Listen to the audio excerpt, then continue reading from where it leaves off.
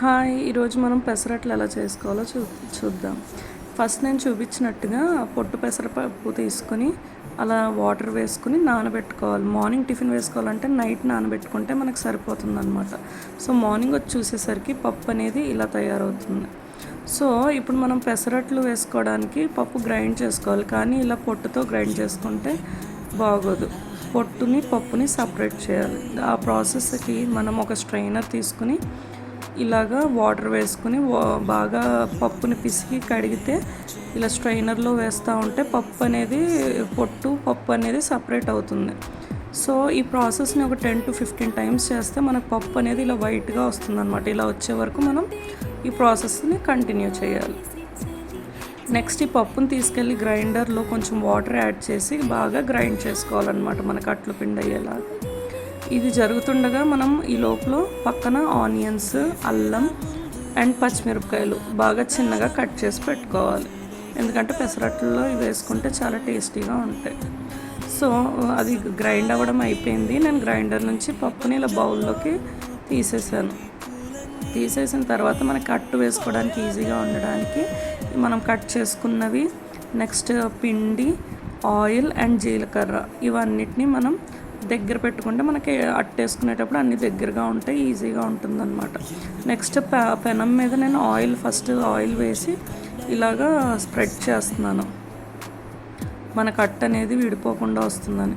So ఈ పిండిలో నేను ఉప్పు యాడ్ చేశాను, వీడియో క్లిప్ యాడ్ చేయడం మర్చిపోయాను, మీరు ఉప్పు యాడ్ చేసుకోండి.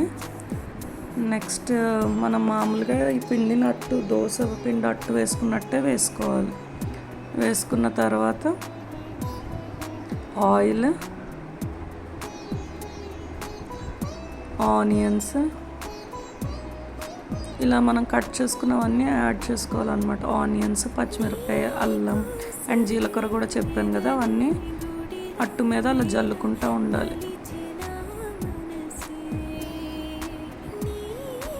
సో చూపిస్తున్నట్టుగా ఆనియన్స్, పచ్చిమిరపకాయ, అల్లం అండ్ జీలకర్ర, నూనె వేస్తే మనకి అట్టు అనేది అంటుకోకుండా ఈజీగా వచ్చేస్తుంది అన్నమాట. సో ఈ జల్లిని అన్నీ ఒకసారి అలాగా అట్టు మీద ఇలా స్ప్రెడ్ చేస్తే మనకేమవుతుందంటే మళ్ళీ అట్టును తిరగేసినప్పుడు అవన్నీ కింద పడిపోకుండా ఉంటాయి అన్నమాట, మనకి ఈజీగా ఉంటుంది.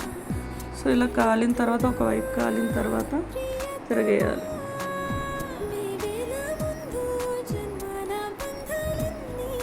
ఇలా తిరగేసిన తర్వాత ఒక 2 to 3 సెకండ్స్ కాలనివ్వాలి.